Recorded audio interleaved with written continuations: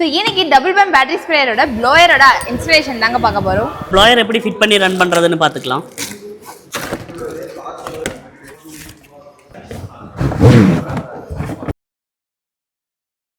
இந்த blower connect பண்ணுறதுக்கு connector ஒன்று கொடுத்துருப்பாங்க.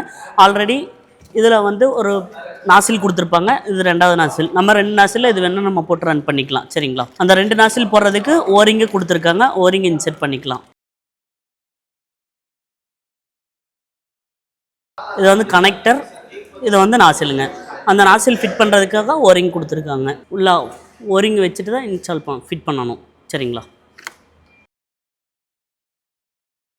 நல்லா டைட் பண்ணிட்டீங்கன்னா நமக்கு அந்த இதுலேயும் தண்ணி லீக் ஆகாமல் இருக்கும். ஆல்ரெடி நமக்கு ஸ்ப்ரேயர்லேயே இந்த ஓஸ் கொடுத்துருப்பாங்க. அந்த ஓஸில் வந்து பார்த்துட்டிங்கன்னா ஃபஸ்ட்டு இந்த கனெக்டர் இருக்கு இல்லையா, இந்த கனெக்டரை வந்து இன்செர்ட் பண்ணிக்கலாம். இன்செர்ட் பண்ணுறது எப்படின்னு பாருங்கள். நல்லா டைட் பண்ணிக்கோங்க. நல்லா டைட் பண்ணிவிட்டு நமக்கு இந்த ப்ளோயர்லேயும் கனெக்ட் பண்ணுறதுக்கு ஆப்ஷன் கொடுத்துருப்பாங்க. நல்லா உள்ளே இன்செர்ட் பண்ணிவிட்டு இந்த த்ரெட்டில் ராங் த்ரெட் ஏற்றாமல் நல்லா டைட் பண்ணிக்கோங்க. இதுலேருந்தே நமக்கு அந்த ஓஸ் கொடுத்துருப்பாங்க. ஓஸில் இதில் நம்ம இதை கனெக்ட் பண்ணணும். சரிங்களா? கனெக்ட் பண்ணிவிட்டு இதில் வந்து பார்த்துட்டிங்கன்னா நம்ம ஸ்ப்ரேயரில் இதை இன்செர்ட் பண்ணிக்கலாம்.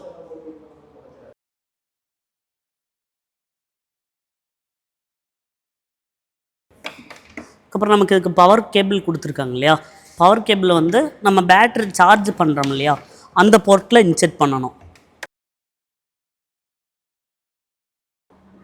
இன்செர்ட் பண்ணிவிட்டு ஃபஸ்ட்டு வந்து பார்த்துட்டிங்கன்னா நம்ம ஸ்ப்ரேயர் ரன் பண்ணுறதுக்கு முன்னாடி ஃபஸ்ட்டு ப்ளோயர் ஆன் பண்ணிக்கணும். ஓகேங்களா? ஃபஸ்ட்டு ப்ளோயர் நம்ம ஆன் பண்ணிவிட்டு தான் அதுக்கப்புறம் ஸ்ப்ரேயரில் ஆன் பண்ணுறோங்க.